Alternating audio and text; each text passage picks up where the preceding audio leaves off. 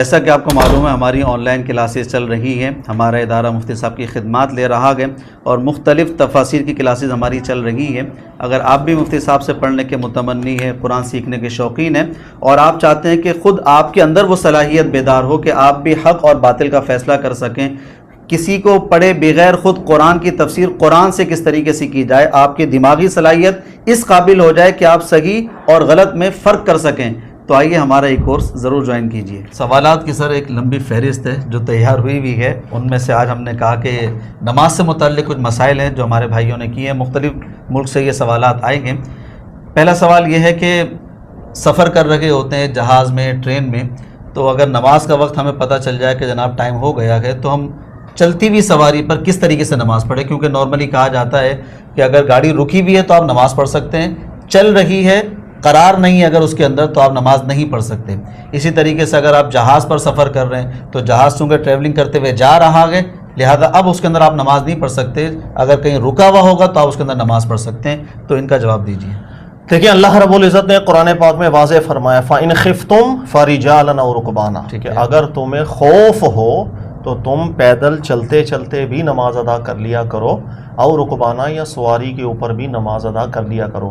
فَإِذَا أَمِنْتُمْ، جب تم بالکل امن کی حالت میں ہو، پرسکون حالت میں ہو، فَإِذَا أَمِنْتُمْ فَاذْكُرُوا اللَّهَ كَمَا عَلَّمَكُمْ، کہ جس وقت تم بالکل امن کی حالت کے اندر ہو تو پھر تم اسی طرح نماز ادا کرو جس طرح رسول پاک علیہ الصلوۃ والسلام آپ کو تعلیم کرتے ہیں۔ تو اللہ رب العزت نے جو خوف کی صورت کے اندر، دیکھو ایک تو خوف ہے جو قرآن میں عبارتاً داخل ہے اور دلالتاً بالنص، کوئی بھی ایسا خوف کہ جس میں جان پر بن سکے۔ ایک بندہ ہوائی جہاز میں سفر کر رہا ہے، وہ کہ چھلانگ مارے گا نیچے نماز پڑھے گا، بھائی جان کا خوف ہے۔ ایک بندہ ٹرین میں سفر کر رہا ہے تو اب اگر مثلا نماز کا وقت کم رہ گیا تو کہ چھلانگ مارے گا نیچے کہ بھائی میں نماز پڑھ، ایسا نہیں ہوتا۔ سر مسئلہ ہے جب جہاں پر خوف کی صورت پیدا ہو جاتی ہے وہاں پر آپ سواری میں نماز پڑھیں گے، اللہ تعالیٰ نے اجازت مرحمت فرمائی ہے۔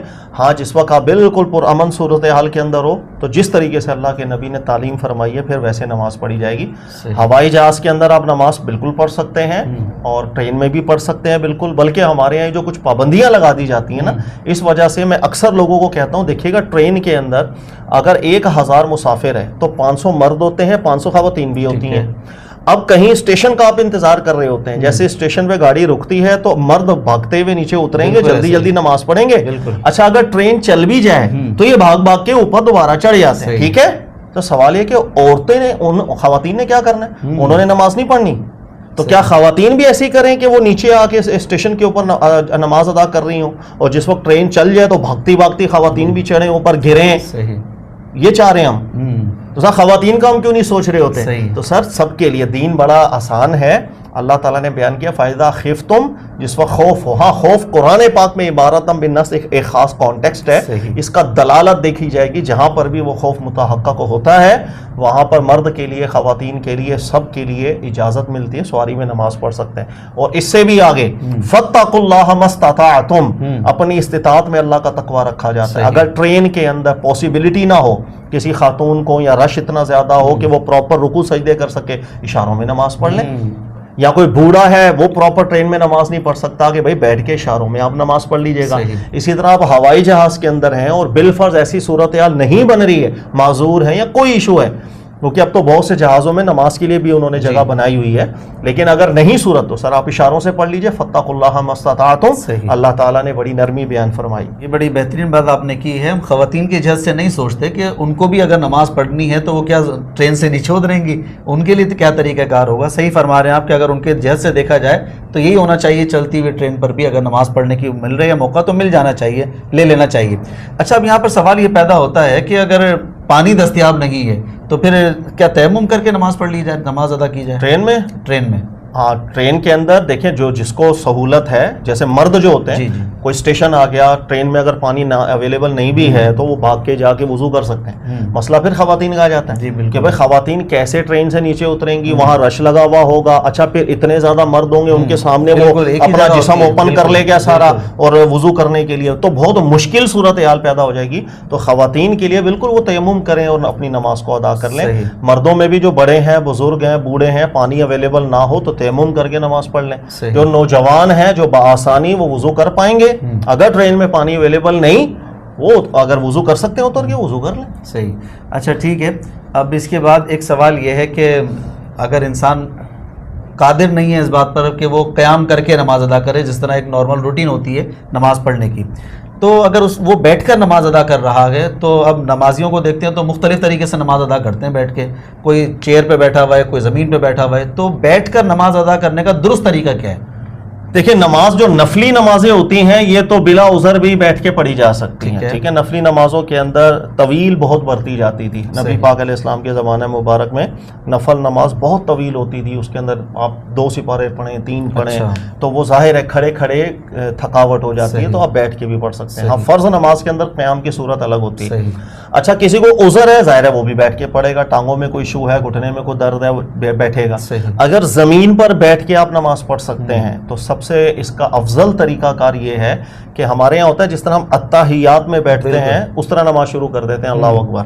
سر ایسا نہیں ہے. اچھا آپ کیا کہتے ہیں آلتی پالتی مار کے بیٹھنا، آلتی پالتی مار کے بیٹھنا، اس طرح بیٹھیں اور آپ تکبیر لگائیں اللہ اکبر، پھر آپ رکوع بھی اسی طرح کریں گے، سجدہ اسی طرح کریں گے، آخری رکعت کے اتحیات میں جب بیٹھنا پھر اتحیات کی طرح 2 زانوں ہو کر آپ بیٹھیں گے. یعنی کہ قیام کی جو حالت ہے وہ آلتی پالتی مار کر بیٹھ کر آپ نے پڑھنا ہوتا ہے. اور وجہ وہی ہے کہ نفلی نمازوں میں چونکہ ایک تطویل ہوا کرتی تھی تو اتحیات والی کیفیت کے اندر لمبا قیام نہیں ہو پائے گا، انسان بہت تھک جاتا ہے، اور آلتی پالتی مار کے بیٹھے گا تو لمبا پڑھ سکتا ہے. اس لیے اوائل جو سلف و صالحین سے جو چیز ثابت ہوتی ہے وہ یہی کہ بیٹھ کر نماز پڑھنے کے اندر آلتی پالتی مار کے قیام والی حالت ہو، باقی اپنی نماز پڑھ. اور اگر کسی کو زمین پہ بیٹھنے میں بھی ایشو ہے تو وہ کرسی پر بالکل بیٹھ کے نماز پڑھ سکتا ہے، اس میں کوئی ایشو نہیں. اچھا کئی دفعہ ایسا ہوتا ہے کہ وہ آلتی پالتی مار کے بھی نہیں بیٹھ سکتے ہیں، ٹانگیں موڑ نہیں سکتے ہیں، تکلیف ہوتی ہے بزرگوں کو، تو وہ ٹانگیں سیدھی کرنے میں شرم محسوس کر رہے ہوتے ہیں کہ یار مسجد ہے، کعبہ قبلہ اس طرف ہے، تو سب نمازی مجھ پر شروع ہو جائیں گے کہ جناب تم نے کعبے کی طرف پیر کر دیا، سب مجھے برا بلا بے ادب کہیں گے. تو کیا کعبے کی طرف پیر کر کے نماز پڑھی جا سکتی ہے؟ پڑھی جا سکتی، اس میں کوئی مسئلہ نہیں. اگر عذر ہے بیٹھنے میں، آپ آلتی پالتی نہیں کر بیٹھ سکتے، 2 زانوں نہیں بیٹھ سکتے. قرآن پاک کی ایک اصل یاد رکھیے گا، فاتقوا اللہ ما استطعتم، اپنی طاقت اور اپنی استطاعت میں اللہ کا تقوی رکھا جائے گا، یہ اللہ کا حکم ہے. ایک بندے کی استطاعت نہیں ہے تو بھائی جو چیز آپ کی استطاعت میں آپ وہ کر لیں. آپ سیدھی ٹانگیں رکھتے ہیں اور رکھ سکتے ہیں. ہمارے ہاں چونکہ یہ چیز بڑی مشہور ہے کہ کعبۃ اللہ شریف کی طرف پاؤں ہو تو گناہ ہوتا ہے، ایسا گناہ نہیں ہوتا ہے. کوئی ہمارے دین نے اس پر نص ذکر نہیں کی ہے کہ آپ نے کعبۃ اللہ شریف کی طرف پاؤں رخ کیا تو گناہگار ہو جائیں گے. گناہگار کہنے کے لیے نص چاہیے ہوتی ہے. ہاں یہ ایک ہمارا ادب ہے، ایک مسلمان ادب رکھتا ہے اپنے دل میں کہ جس رخ پر وہ اللہ کی عبادت کرتا ہے اس کی تعظیم رکھتا ہے بس، لیکن گناہگاری ثابت بہرحال نہیں ہوتی. صحیح. اب اچھا یہ چھوٹا سا اس میں اور جواب دیجئے کہ جس طریقے سے ہمارے یہاں کہتے ہیں نا بھائی قرآن کو پیٹھ نہ کرو، تو اس کو بھی شاید گناہ ہی سمجھ رہے ہوتے ہیں وہ کہ یار بہت بری بات ہے، قرآن کو پیٹ نہیں ہونی چاہیے. اگر دونوں بیٹھنا ہے تو آپس میں ایک دوسرے کا منہ سامنے ہونا چاہیے، پیٹ کر کے بیٹھو گے تو گناہ گار ہو گئے. یہ صحیح ہے درست؟ دیکھیے گناہ گار ہو گئے پھر وہی بات، یہ لفظ ایسا ہے اس کے لیے ہمیں نص چاہیے ہوتی ہے. اچھا گناہگاری مطلب اللہ کی بارگاہ میں آپ کے لیے اسم لکھا جا رہا ہے جس کے اوپر کوئی سزا آپ کو مل سکتی ہے، اللہ کی طرف سے ڈانٹ مل سکتی ہے، پکڑ ہو سکتی ہے. مجھے غیبی بات ہے، نص چاہیے. اور قرآن پاک کی طرف مصحف کی طرف پیٹ ہو جائے گی، گناہ ہوگا، اس پر کوئی نص نہیں ہے. ہاں اللہ کا کلام ہے، ایک مسلمان کے دل میں شاعر اللہ کی تعظیم ہوتی ہے، اور قرآن پاک سے بڑھ کر شاعر اللہ کیا ہوگا بھائی؟ مطلب بہت بڑی ایک لغوی اعتبار سے کہہ رہا ہوں، قرآن اصطلاح کے اعتبار سے میں نہیں کہہ رہا، یعنی شاعر اللہ ہونے میں قرآن سب سے اعلیٰ ہے. تو ادب ہے، احترام ہے، اور ایک مسلمان خود محسوس کرتا ہے اگر وہ کسی ایسی جگہ بیٹھا ہے قرآن نیچے ہوگا اس کو دل میں کچھ ہوگا، قرآن پاک کہیں رکھا ہوا ہے پیٹ کر کے اس کو خود کچھ ہونے لگ جاتا ہے. تو یہ ایک ادب اور احترام ہے بس، اس سے زیادہ نہیں.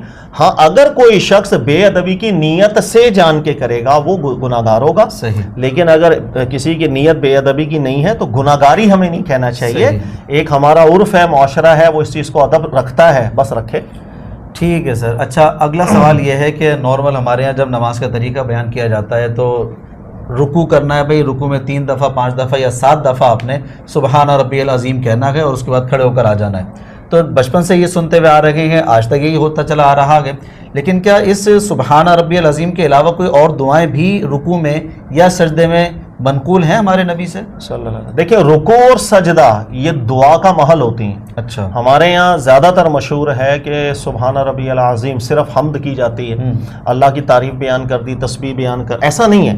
رکوع کے اندر اللہ سے دعا کر سکتے ہیں، سجدوں میں بھی اللہ سے دعا کر سکتے ہیں۔ اچھا، قرآن پاک نے نص کی ہے کہ رسول اللہ صلی اللہ علیہ وسلم کے ساتھیوں کو دیکھو، والذین معہ اشداء علی الکفار رحماء بینہم تراہم رکعا سجدا یبتغون فضلا من اللہ ورضوانا۔ صحیح، آپ دیکھیں میرے نبی علیہ السلام کے سچے ساتھیوں کو، یہ رکوع کی حالت میں ہوں یا سجدے کی حالت میں، ان حالتوں میں اللہ سے دعائیں مانگ رہے ہوتے ہیں۔ تو رکوع میں بھی دعا مانگنا قرآن کی نص ہے، سجدے میں دعا مانگی جائے گی قرآن پاک کی نص ہے، اور خود رسول پاک صلی اللہ علیہ وسلم سے استغفار یہ رکوع کی حالت میں بھی ثابت ہے، سجدے کی حالت میں بھی ثابت ہے۔ لہٰذا ہم لوگ مس کر چکے ہیں اس بڑی اعلیٰ ادا کو جس کو قرآن نے ذکر کیا ہے، ہم مس کر چکے۔ رکوع میں بالکل دعا کر سکتے ہیں، آپ تسبیح کریں اللہ کی، اس کے بعد آپ دعا بھی مانگ سکتے ہیں، پھر آپ سجدوں میں جائیں، اللہ کی تسبیح کریں، اللہ سے دعا مانگیں، یہ دعا کا محل ہے، قرآن کی نص ہے اس پر۔ یعنی اپنے اپنے حساب سے جو دعائیں ان کو یاد ہیں تو اس حساب سے وہ دعا کر لیں، رکوع میں بھی کر سکتے ہیں اور سجدے میں بھی کر سکتے ہیں۔ صرف سبحان ربی العظیم یا سبحان ربی الاعلیٰ پڑھ کے نہیں ہونا چاہیے، بلکہ اور بھی دعائیں ہونی چاہیے۔ ٹھیک ہے سر، یہ بہترین ہو گیا۔ اب اس کے بعد ایک سوال یہ ہے کہ بہت سارے بھائیوں کو یہ سوال ہے، اب ہر کسی کو عربی یاد نہیں ہوتی۔ بچپن میں مدرسے میں جا کر جو رب اجعلنی مقیم الصلاۃ، ربنا آتنا فی الدنیا حسنہ، چند دعائیں جو ہوتی ہیں وہ یاد رہ جاتی ہیں، اس کے علاوہ یاد نہیں ہوتی۔ اب میری غم میں ہے، میرا پریشانی ہے اور دیگر مسائل ہیں میرے ساتھ، میں نے مختلف دعائیں کرنی ہیں اللہ سے، لیکن میں عربی میں نہیں کر سکتا ہوں، تو کیا میں اپنی مادری زبان میں اللہ سے نماز میں دعائیں کر سکتا ہوں؟ دیکھیں اس میں صحیح قول یہ ہے کہ دعا، ذکر، اذکار یہ آپ کسی بھی زبان میں کر سکتے ہیں۔ اچھا، ہاں، قرآن کی قرأت جو ہے وہ عربی میں ہوگی لازمی طور پر، ٹھیک ہے، اس لیے کہ اللہ نے ذکر کیا یہ اللہ کی کتاب ہے، یہ قرآن ہے، بِلِسَانٍ عَرَبِيٍّ مُبِينٍ، تو اس کو ایک زبان کے ساتھ نص کیا ہے قرآن پاک، تو قرآن وہی ہے جو عربی میں، کسی اور لینگویج میں یا ترجمہ وہ قرآن نہیں ہے، اچھا، ترجمہ قرآن نہیں ہے، صحیح ہے، لہذا قرآن پاک اسی زبان کے اندر ہوگا، یہ تو نص ہے اللہ پاک کی۔ اس کے علاوہ جو ذکر و اذکار ہے، سب سے افضل تو یہی ہے کہ انسان کو عربی آئے اور وہ عربی کے اندر ادا کرے، لیکن اگر عربی نہیں آتی کوئی بات نہیں، وہ دعا اپنی زبان میں مانگ سکتا ہے۔ اچھا، رکوع میں بھی اپنی زبان میں دعا مانگ سکتا ہے۔ اس میں آپ محمد بن صالح عثیمین صاحب کی اگر تحقیق ایک دفعہ پڑھ لیں، نہایت اعلیٰ ہے، امام احمد بن حنبل یا دیگر فقہا کا بھی یہی قول گزرا ہے کہ دعا مانگی جا سکتی ہے۔ ہاں، ایک چیز کا خیال رکھیے گا کہ دعا نماز کے اندر دعائے تضرع ہوتی ہے، یاد رکھیے گا، ایسی دعا جو تضرع نہ ہو وہ اس میں احتیاط کی جاتی ہے، یعنی وہ دعا کے جو مذاق لگ رہی ہو۔ اچھا، مثال کے طور پر ایک بندہ نماز پڑھا، اللہ بھائی یہ اب میرا پرائز مونڈ نکال ہی دینا، اب 5 کروڑ نکل جائے میرا انعام، لاٹری نکل جائے اور میں نے بڑے کام شام کرنے، گاڑی شاڑی لینی ہے، سر یہ تضرع نہیں ہو رہا، اچھا، تو دعا یہ مانگ میں رہا ہوں لیکن یہ تضرع نہیں ہے۔ تو عبادت کے اندر تضرع ضروری چیز ہوتی ہے، تو دعا اردو میں اگر آپ مانگیں تو یہ بات ذہن میں رکھیے گا، بڑے عاجزانہ انداز کے اندر آپ کے سامنے رب ہے، اس چیز کا خیال کریں تاکہ وہ تضرع ہو، عبادت بنتی چلی جائے۔ تو دعا اپنی زبان میں بالکل مانگ سکتے ہیں، کوئی اس میں مسئلہ نہیں۔ بڑا ویسے عجیب مسئلہ ہے، اس طرح سننے میں آتا نہیں ہے کہ جناب نماز میں اپنی مادری زبان میں دعا کرنا، ہم تو سنتے ہیں کہ عربی میں دعا ہوتی ہے، منقول دعائیں وہی ہونی چاہیے، تو نبی علیہ الصلوۃ والسلام سے وہ بھی وہی منقول ہیں، لہٰذا وہی دعائیں کرو، تو آپ مادری زبان میں کیسے اجازت دے رہے ہیں؟ دیکھیں اللہ تعالیٰ نے نہ پابندی لگائی ہے، بلکہ رسول پاک صلی اللہ علیہ وسلم بھی دعا کے حوالے سے عموم بیان فرمایا کرتے تھے کہ جس وقت نماز کے اندر نبی علیہ السلام فرماتے تھے دعا مانگو تو کچھ بھی اللہ سے مانگا کرو آپ، یعنی کہ اس کے الفاظ میں عموم اتنا ہے۔ اب ایک شخص ہے اس کو عربی نہیں آتی، اس نے اللہ تعالیٰ سے بہت سی دعائیں مانگنی، کیا کرے گا؟ وہ اس عموم میں آ ہی نہیں سکتا، اس کے لیے حرج پیدا ہو جائے گا۔ اب وہ رٹی رٹائی دعائیں عربی کے اندر مانگتا ہے، اس کو ترجمہ بھی نارملی پتہ نہیں ہوتا، یہی وجہ ہے کہ جب بالکل اختتام ہوتا ہے السلام علیکم السلام علیکم، یاد آتا ہے اچھا میں نماز پڑھ رہا تھا، اس کو پتہ ہی نہیں ہوتا، تضرع پیدا ہی نہیں ہوتا۔ تو دعا کے اندر کوئی اس طرح کی پابندی نہیں ہے، دعا مانگی جا سکتی ہے، یہی راجح قول ہے دلیل میں بھی، اور بہت سے ماضی کے بھی فقہا، علماء، محققین، ان سب نے اسی کو مفتبی رکھا ہے، اور عوام کے لیے اس میں بڑی آسانی بھی ہے۔ اچھا، یہاں پر میں آپ کو روکنا چاہوں گا، امام ابو حنیفہ تو فارسی میں بھی قرات کی اجازت دیا کرتے تھے، تو وہ کیا معاملہ تھا؟ ہاں، امام ابو حنیفہ رحمۃ اللہ علیہ کا استدلال اس ذریعے مائل ہوا تھا، لیکن آپ نے رجوع کر لیا تھا، غلطی متنبع کیا تھا، لوگوں نے بتایا تو آپ کنونس ہو گئے تھے کہ مجھ سے غلطی ہو رہی ہے۔ ایکچولی انہوں نے استدلال یہ کیا تھا کہ اللہ قرآن میں فرماتے ہیں وما ارسلنا، ہم نے کوئی بھی جو رسول بھیجا ہے بلسان قومہ، انہی کی قوم کی زبان میں بھیجا ہے۔ ٹھیک ہے، تو یہ جو دین ہے یعنی تبلیغ جو ہے، دین کا جو پیغام ہے، اس کے اندر اصل قوم کی زبان ہوتی ہے. ٹھیک ہے. اب قرآن عربی میں پڑھا جا رہا ہوگا تو کسی کو پلے پڑی نہیں، کچھ بھی سمجھ میں نہیں آ رہا. پورا قرآن رمضان میں تراویحوں میں پڑھ لیں آپ تو پیچھے والوں کو کچھ سمجھ میں نہیں آ رہا کیا ہو رہا ہے کیا نہیں ہو رہا. تو اس آیت سے امام ابو حنیفہ نے استدلال یہ کیا تھا کہ ضروری ہے کہ اس زبان کے اندر پڑھا جائے کہ اللہ کا پیغام ان تک پہنچے. یہ استدلال دیکھنے میں نہایت نفیس ہے اور نہایت وزنی ہے. اس لیے امام ابو حنیفہ نے فرمایا تھا کہ جو فارسی ہیں وہ فارسی کے اندر آپ پڑھ سکتے ہیں. اچھا. لیکن ہوا یہ کہ قرآن میں کوئی بھی حکم ہے وہ اطلاق کامل کا تقاضا کرتا ہے جب تک ناقص اطلاق کی طرف خود نص بیان نہ کر دے. اور یہ بنیادی ضابطہ ہے. میں کسی کو بولوں مجھے کرسی لا کے دیں، وہ 3 پائے 2 پائے والی لا کے نہیں دے گا، وہ 4 پائے والی کرسی لا کے دے گا جس پر مقصد پورا ہوتا ہو. تو یاد رکھیے گا قرآن جو ہے اس کا اطلاق کامل ہوتا ہی عربی پر ہے کہ اللہ نے کہا میں نے عربی زبان میں نازل کیا. اگر میں اس کو اجمی نازل کرتا یا اجمی پر نازل کرتا پھر بھی یہ اعتراض ان کا بن رہا ہوتا، یہ ایمان نہیں. تو یہ عربی زبان کے اوپر ہے تو قرآن کا اطلاق کامل عربی پر ہی آئے گا. لہٰذا اس کو ہم نہیں بدل سکتے ہیں. اور اللہ نے کہا فقرؤ ما تیسر من القرآن، اس قرآن کو پڑھا جائے گا. لہٰذا قرآن عربی میں ضرور رکھا جائے گا. اس کی حکمت بھی ہے تاکہ ہم بالکل ہی عربی سے دور نہ ہو جائیں. اگر اپنی ہی زبان میں نمازیں ادا ہو جائیں، قرآن بھی اپنی زبان کے اندر پھر سر بہت مسئلہ ہو جاتا ہے. اس لیے کہ یاد رکھیے گا کوئی بھی ترجمہ قرآن کی صحیح ترجمانی نہیں ہو سکتا. اسی وجہ سے آج آپ دیکھیں 4 ترجمے اپنے سامنے رکھ لیں، ہر دوسری آیت میں یہ ترجمہ الگ کہہ رہا ہے، وہ الگ کہہ رہا ہے، وہ الگ کہہ رہا ہے. تفسیریں رکھ لیں، یہ تفسیر الگ کہہ رہی ہے، وہ الگ کہہ رہی ہے، وہ الگ کہہ رہی ہے. اللہ کی مراد تو اتنی زیادہ تو تقسیم نہیں ہونی چاہیے نا. تو اگر ترجمہ ہمارا فوکس ہو جاتا تو سر بالکل ختم ہو جاتا. پھر یہ قرآن پاک جو ہے یہ اتنا، آپ یہ سمجھ لیں کہ اتنا بکھر جاتا کہ پھر آپ اتحاد کی طرف نہیں لا سکتے. ابھی اتحاد کی طرف لانے کے لیے متن ہمارے پاس موجود ہے.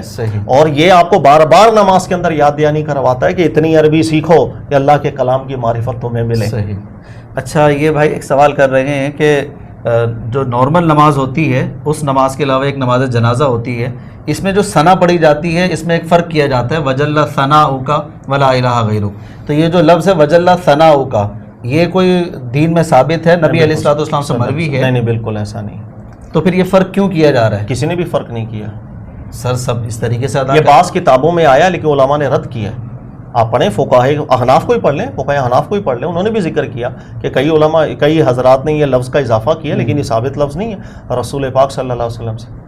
بلکہ آپ کوئی بھی دعا مانگ سکتے ہیں، ثنا بھی ضروری نہیں ہوگی. یعنی یہ والی ثنا کہ ہم جو نارملی پڑھے ہوتے ہیں سبحانک اللہم و بحمدک، یہ ضروری نہیں ہے. آپ اللہ کی حمد کریں. دیکھیں کوئی بھی دعا ہے اس کے آداب ہیں کہ اللہ کی حمد کی جائے، اس میں درود پاک بھی، اپنے نبی کو نہ بھولا جائے، اور پھر اپنے لیے عرضیاں کی جائیں اللہ کی بارگاہ سے. نماز جنازہ میں بھی یہی ہے کہ نماز جنازہ اصل دعا ہے میت کے لیے. اب اس دعا کے آداب ہیں کہ آپ پہلے اللہ کی حمد کریں، اس کی ثنا کریں، رسول پاک کو نہ بھولیں جن کا احسان ہے وہ مقام محمود اعلیٰ میرا رسول صلی اللہ علیہ وسلم، انہیں نہ بھولیں. پھر آپ اللہ کی بارگاہ میں اپنی عرضیاں بھی رکھیں. تو یہ ترتیب ہے اس کے اندر. الفاظ مقید نہیں ہے، کوئی بھی ثنا ہو سکتی ہے کچھ بھی. اور سب سے بہتر یہ ہے کہ سورہ فاتحہ پڑھی جائے. اچھا ہاں، یہ سب سے افضل ہے. ٹھیک ہے. اچھا، نماز جنازہ کے حوالے سے یہ پوچھ رہے ہیں کہ نماز جنازہ میں سورہ فاتحہ پڑھنا، سبحان اللہ اللہم کی جگہ صرف سورہ فاتحہ پڑھی جائے اگر اور بلند آواز سے پڑھی جائے تو یہ بھی درست ہے؟ ہاں ٹھیک ہے، کبھی کبھی عادت نہ بنائی جائے. دیکھیں صحابہ کرام علیہم رضوان یا خود میرے رسول صلی اللہ علیہ وسلم، آپ کی عادت کریمہ یہ ہوتی تھی کہ ہر وہ ذکر و اذکار جو آہستہ پڑھا جاتا ہے اس کو کبھی کبھی میرے نبی علیہ السلام بلند آواز سے پڑھتے تاکہ لوگوں کو تعلیم ہو کہ کیا پڑھا جا رہا ہے. صحیح. ٹھیک ہے بھائی. مثال کے طور پر ایک نماز ہے جس کے اندر خاموش ہو کے آپ نے قرات کرنی ہوتی. اب پیچھے والوں کو کیا پتا چلے گا کہ میرے نبی علیہ الصلوۃ والسلام نے کیا پڑھا ہے؟ کوئی طریقہ تو سامنے ہے. تو جہاں پر ذکر و اذکار آہستہ ہوتا ہے، رسول پاک صلی اللہ علیہ وسلم کی عادت کریمہ تھی کہ کبھی کبھی وہ بلند کر دیا کرتے تھے تاکہ لوگوں کو آواز جائے، پہچان جائے کہ کیا چیز ہے. نماز جنازہ کے اندر بھی ایسا ہی ہے کہ صحابہ اکرام علیہم رضوان نماز جنازہ میں کبھی بلند سورہ فاتحہ پڑھ دیتے تھے. عادت نہیں ہوتی تھی کہ ہر نماز جنازہ میں کبھی بلند، تاکہ لوگوں کو پتا ہو کہ یہ طریقہ اور یہ چیزیں پڑھی جاتی ہیں جو ہمارے نبی صلی اللہ علیہ وسلم سے مروی ہیں، ثابت ہیں، عمل ہے، طریقہ ہے. تو یہ ہمارے یہ سنت ہمارے یہاں فوت ہو چکی ہے کہ ہم نماز جنازہ کبھی بھی یہاں نہیں دیکھا جاتا کہ بلند. اگر کوئی بلند پڑھتا ہے تو ہر دفعہ ہی بلند پڑھ رہا ہوتا ہے. تو وہ بیچ کا راستہ ٹھیک وہ یہ ہے کہ آپ بالکل خاموشی سے پڑھیں گے لیکن کبھی کبھی اس کے اندر جہر کریں تاکہ وہ سنت قائم رہے، لوگوں کو پتہ۔ عام نمازوں کے اندر بھی بائی دا وے جیسے ظہر کی نماز ہے، اس کے اندر کبھی کبھی امام تھوڑا سا جو ہے وہ جہر بھی کر سکتا ہے لوگوں کی تعلیم کے لیے۔ تو یہ سب چیزیں اللہ کے نبی علیہ الصلوۃ والسلام نے رکھی۔ اسی طرح نماز سکھانے کی غرض سے رسول پاک صلی اللہ علیہ وسلم کبھی کبھی کیا ہوتا، نماز کے لیے جیسے وہ ممبر ہوتا ہے نا سامنے، تو ایک دو سٹیپس اوپر ہو گئے تاکہ لوگوں کو نماز کے طریقے کے حوالے سے بھی کوئی شبہ نہ رہے، بالکل ٹھیک طریقے سے رسول پاک علیہ السلام کو دیکھیں کیا رکوع کیسا ہوتا ہے، سمیع اللہ لمن حمیدہ کیسے ہوتا ہے، کیونکہ دیکھ کے ہی نماز کسی کی آتی ہے نا۔ تو یہ سب چیزیں اللہ کے نبی صلی اللہ علیہ وسلم کیا کرتے تھے۔ آخری سوال سر آج کے اس محفل کا، اس ریکارڈنگ کا، اور وہ یہ ہے کہ نماز میں جو سلام پھیرے جاتے ہیں ایک دائیں جانب ایک بائیں جانب، پہلے یہ پوچھ رہے ہیں کہ اس کا مقصد کیا ہے، اور سیکنڈ یہ کہ کیا ایک طرف بھی سلام پھیرا جا سکتا ہے؟ ایک طرف بھی سلام پھیرا جا سکتا ہے، دو طرف بھی پھیرا جا سکتا ہے۔ السلام علیکم ورحمۃ اللہ، السلام علیکم ورحمۃ اللہ، یہ بھی السلام علیکم ورحمۃ اللہ وبرکاتہ، یہ بھی کہہ سکتے ہیں۔ اچھا، ایک طرف السلام علیکم ورحمۃ اللہ وبرکاتہ، دوسری طرف السلام علیکم ورحمۃ اللہ، یہ بھی کہہ سکتے ہیں۔ صرف ایک طرف بھی سلام پھیر سکتے ہیں، السلام علیکم۔ یہ سب چیزیں نبی علیہ السلام سے ثابت ہیں۔ اور سلام کیوں کیا جاتا ہے؟ دیکھیے، جس وقت آپ التکبیر لگاتے ہیں، تکبیر تحریمہ جسے کہا جاتا ہے، تو آپ اپنے اوپر دنیا کو حرام کر لیتے ہیں۔ اچھا، دنیا کو حرام کرنے کا کیا مطلب؟ اب آپ کسی سے بات نہیں کرتے، ٹھیک ہے، اب آپ نے صرف کلام کرنے اللہ سے، اب آپ بیچ میں کھائیں گے نہیں، اب آپ بیچ میں پیئیں گے نہیں، اب آپ بیچ میں دنیا کا کوئی کام نہیں کریں گے، یہاں تک کہ بلا وجہ ادھر ادھر تاڑم تاڑی وہ بھی چھوڑ دیں گے۔ تو آپ نے دنیا سے بالکل قطع تعلق ہو جانا ہے۔ اب اس قطع تعلق کے بعد جب نماز ختم ہوتی ہے، جب دوبارہ دنیا میں جانا ہے، تو حق یہی ہے کہ جس طرح ہم دنیا میں آپ سے ملاقات اگر فرسٹ ٹائم کرتا ہوں تو سلام سے آغاز کرتا ہوں، تو وہ یہی ہے کہ جس وقت میں دوبارہ دنیا میں جانے لگا ہوں تو تحیت کروں اور پھر دنیا میں انٹر ہو جاؤں۔ صحیح، ٹھیک ہے سر، بہت شکریہ۔ یہ سوالات تھے جو جمع کیے تھے، اور بھی بہت سارے سوال ہیں تو انشاءاللہ اس کو پھر اگلی محفل میں کر لیتے ہیں۔ ٹھیک ہے سر، بہت شکریہ۔